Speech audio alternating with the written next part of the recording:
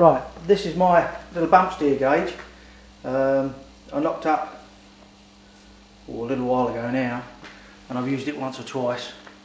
It just gives me an idea of how much toe in, toe out I get on the bump or on the rebound. It's set up here. It's centered on the plate, and the suspension set up at ride height. The back plate's been squared with the level, so we'll take that out of the way so it doesn't fall on the floor.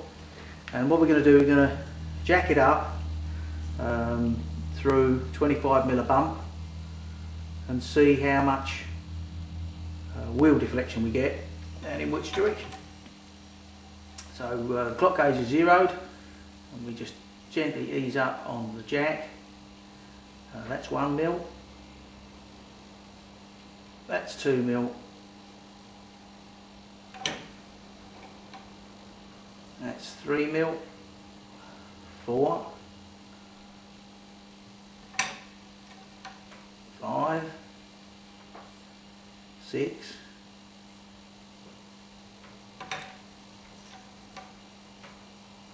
7, 8.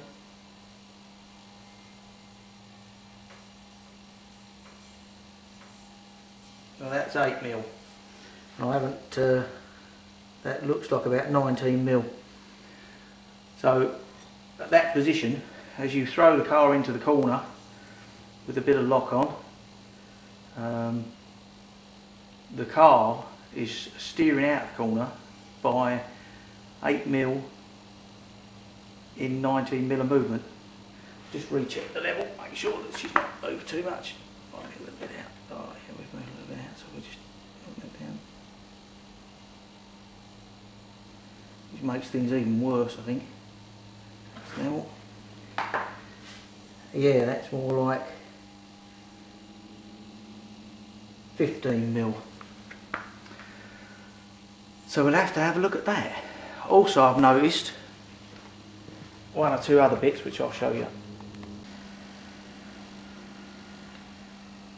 Yeah, what I've noticed is we've got this top ball joint here that's got play in it, which is obviously causing us problems. The top wishbone here has got a bend in it where it contacts with the top of the frame, so we'll have to try and do something about that. And the steering rack joint on the near side, this one in here, that rose joint in there, that's the kitty, that's seized. This one here is seized. Again, this top arm's bent here. Also got with this that the spring angle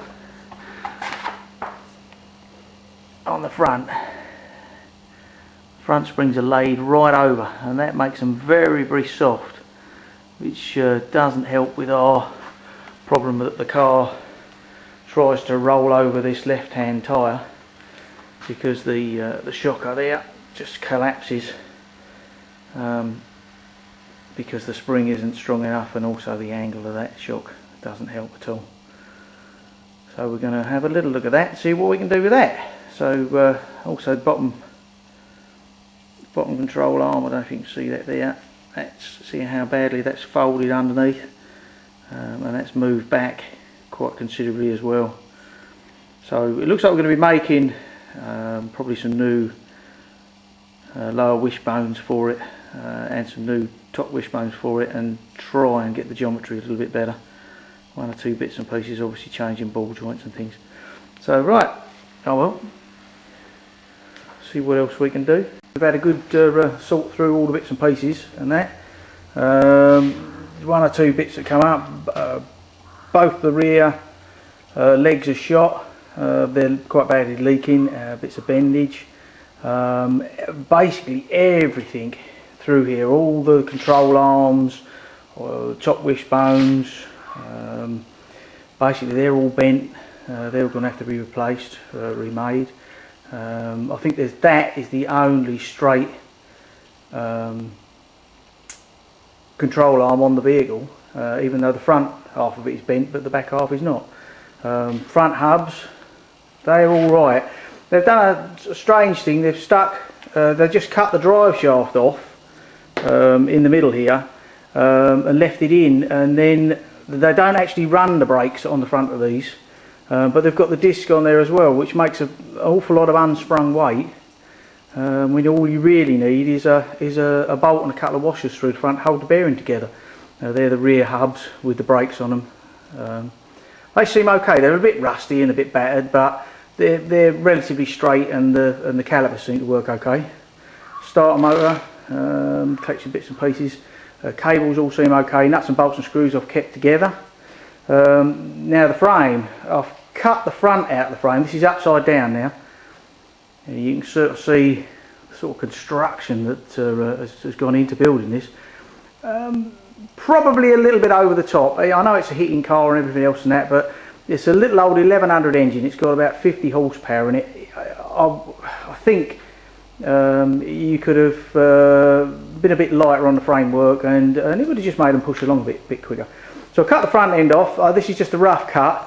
I've tried to take out the minimum amount of metal, leaving in as many of the struts and bits and pieces as I can, and keep them the same full length. So that's why that needs cleaning up and tidying up, but you can sort of see it's sort of there. And then the chassis leading off from it, really under here, it's never seen a drop of paint, so that really could do with a bit of a clean and a paint. And you can sort of see how beefy this whole thing is. And then over here on the bench we've got the front end, and there's the piece I've cut out. It's a little bit bent because I left the radiator mount on it, and I've bent that to get it out.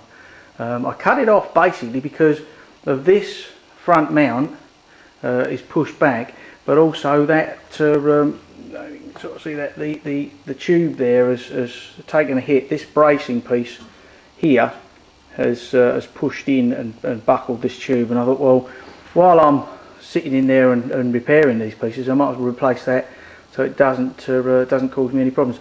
Exactly the same thing has happened on the other side. There, it's gone in there exactly the same because of that brace. I'm going to sort of do a bit of something about that and try and replace that, get that out of the way. But there we go. That's where we are at the minute, and we'll have another go when I find some more to do.